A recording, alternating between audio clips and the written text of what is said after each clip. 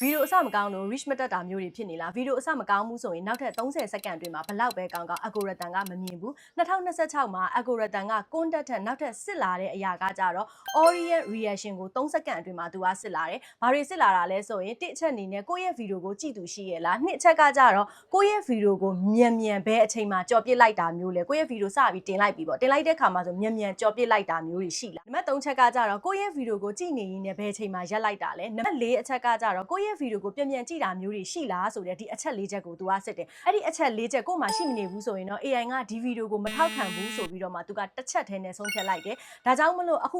2026မှာ good content တဲ့ good step ကိုပို့ပြီးတော့ဦးစားပေးရမယ် content ဘလောက်ပဲကောင်းတာတွေဖန်တီး good step လို့ခေါ်တဲ့ open line ကကောင်းမနေဘူးဆိုရင်ဒီဗီဒီယိုကိုကြည့်တဲ့သူတွေရှိမှာမဟုတ်ဘူး reach တွေကလည်းတက်မှာမဟုတ်ဘူးဒါအပြင်ကိုကဗီဒီယိုထဲမှာအယောင်းတွေထပ်ပြီးတော့လှုပ်ထားသေးတယ်ဆိုရင်လည်းပဲကိုယ့်ရဲ့ open line ကကောင်းနေတာမဟုတ်တဲ့အတွက်ကြောင့်မလို့ကိုယ့်ရဲ့ဗီဒီယိုကနေလူတွေကအဆုံးထိရက်မကြည့်တဲ့အတွက်ကိုဘာရောင်းတာလဲကိုဘာတွေကိုပြသထားတာလဲဆိုတာကိုလူတွေကဗီဒီယိုကိုအဆုံးထိရက်ကြည့်ကြမှာမဟုတ်ဘူးဒါကြောင့်မလို့ကိုက2026မှာ audience reaction အကြောင်းတွေကိုလည်းပို့ပြီးသိရှိရမယ် TikTok algorithm ရဲ့နီလန်အသေးစိတ်ကိုလည်းကိုကပို့ပြီးသိရှိမှသာလျှင်ကိုယ့်ရဲ့ဗီဒီယိုက reach တွေပို့ပြီးတော့တက်မယ်အမြင်တွေပို့ပြီးတော့ဖြန့်ပေးနိုင်မယ်ဒါအပြင်ကိုယ့်ရဲ့ဗီဒီယိုကနေပို့ပြီးတော့ရောင်းကောင်းနိုင်မယ်ပေါ့နော်တက်တွေဘယ်လိုလုပ်ကြမှာလဲ hook လို့ခေါ်တဲ့ opening line ကိုဘယ်လိုကောင်းလေးကိုသွားရမှာလဲဒါအပြင် marketing နီလန်တွေကိုဘယ်လိုမျိုးအသေးစိတ် detail ကြလေးတွေကိုလုပ်လို့ရမှာလဲနောက်ထပ် TikTok ကနေပြီးတော့မှ update နီလန်တွေအများကြီးတိုးလာတာဖြစ်တဲ့အတွက်အဲ့ဒီနီလန်လေးတွေကိုအသေးစိတ်သင်ယူခြင်းနဲ့ဆိုရင်တော့အပြင်တွင်း2ရက်တာသင်တန်းကြီးရှိပါတယ် TikTok branding secret ဆိုတဲ့သင်တန်းကြီးမှာအမြန်ဆုံးလာပြီးတော့စုံလို့ရပါပြီကျေးဇူးတင်ပါတယ် Coach E ပါ